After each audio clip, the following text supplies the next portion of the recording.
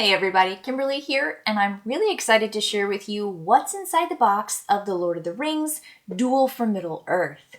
Because this does take a lot from Seven Wonders Duel, and I want to talk about what it's doing, in my opinion, a little bit better and more interesting, especially with the theme. Very, very rich in theme here. But I also really like the features, and the push and pull, the tug, feels more, I don't want to say nuanced, or it feels just a little bit more organic than the push and pull you get in Seven Wonders Duel. But if you are familiar with that game, this game is going to look very similar in that kind of setup of cards. So in Duel for Middle-earth, you've got 3 rounds. So we first start with these first round cards. You're going to have 3 left over after setup.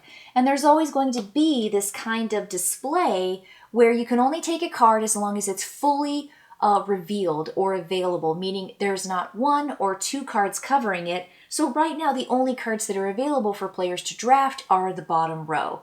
There are going to be some that are visible, some that are not visible, and in future rounds, you're going to create a different tableau or display. So 3 chapters. Here's the first chapter. One player is going to play the Fellowship of the Ring. The other is going to play Sauron. These little figures out here are going to start. There's 2 in Mordor, and then there are 2 of the Fellowship in Arnor. And we also have this chase. This is the kind of push and pull that I find so fascinating. There's definitely going to be the Fellowship moving down this track. Now, if the Fellowship can ever reach Mordor, I think, or the big mountain hill volcano thing, then they are going to win. But every time the Fellowship moves, you'll see here, oh, guess what? Sauron moves too. Because this track is a layer upon layer. But if Sauron moves, Sauron just moves by himself. So Sauron is going to chase down and the Lord of the Ring, oh no, and then he's going to move more and more, and oh no. So it's not necessarily an equal movement or equal play here. So this kind of chase feature is one of my favorite features of the game. I love that you get this movement and you get resources and opportunities along the way. You'll see that once your circle goes over or passes one of these things, oh, you get a coin. In this case for Sauron, the coin, this is going to be some troop placement. And that's what these little figures are right here. So those are going to be your troops that you are going to deploy. So if Sauron ever goes on top of the Fellowship of the Ring, then Sauron wins and they lose. And of course, if this track reaches here and Sauron hasn't caught up to the Fellowship, then the Fellowship wins. So there's this to keep in mind, but that's not the only way that the game can end. The other way is if you can have presence in all of the 7 locales or regions. And presence can be these tall structures that are going to be placed in the corners by the flag, and or the actual figures that are going to be the kind of military figures or strength. And so this has, again, such a fascinating like push and pull. But the cool thing about it is, let's say I've got a figure here as the Fellowship, and then I have the opportunity to move one of my figures into that space or add a figure. They just essentially cancel each other out. And so it's very easy to do the math and to do the battle, because it's not about the battle per se, it's just about the struggle of presence on the board. So that's so easy to do and to maneuver and to remember. There's really nothing else to it. These are the adjacency rules. When you see those lines, that's going to be how those particular locations are connected. And then there are going to be these landmark tiles. These are the landmark tiles. There are going to be 3 available at the start of every chapter. And so at the beginning of every chapter, if there's one that has been purchased and used, a new one is going to come out. And there are landmark tiles for each of the 7 locations that you see out here. You'll see their flag or banner in that top left corner. And they cost quite a bit. So what players are going to do on their turn is they're going to take one action. They can take a visible chapter card and then pay any associated costs if there are any, or they can pay all of these resources, or essentially show that they have them, and then they will be taking one of those landmark cards or tiles and then doing that particular action. That's it. That's really what it goes super fast. I mean, the game as a whole should take you about 30 minutes, 10 minutes per chapter, and it does. It feels like that for sure. So what happens is Sauron is going to begin the game. They start with 2 coins, and then the Fellowship starts with 3 coins. So if Sauron is looking out here trying to figure out what can I do, number 1 right here is to advance on the Fellowship of the Ring. So that means take this card, but there is a cost of a heart. And right now, players don't have any of those ongoing built-up resources that you'll see a la Seven Wonders or Seven Wonders Duel. But it means you get to move forward 1 space. But, for example, if this card is taken by the Fellowship, all of it moves by 1 space again. So that might be something that Sauron wants to do, is come over here to gain the heart, hoping that the Fellowship player is not going to take this at a particular hit. Now, let's say you don't have a resource. One resource, or let's say you have like 5 of those, but you don't have the other resources.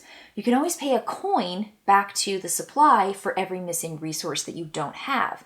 So there's not this full prevention of being able to do something. You'll be paying your coins as those missing resources.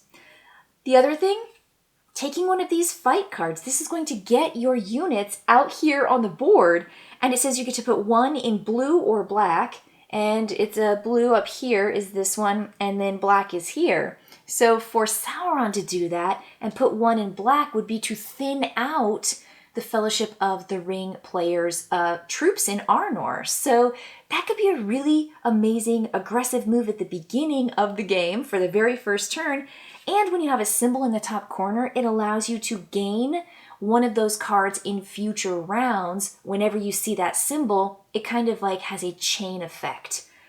So that's cool. This one has a chain effect with a little bag. You can see it up in the top corner.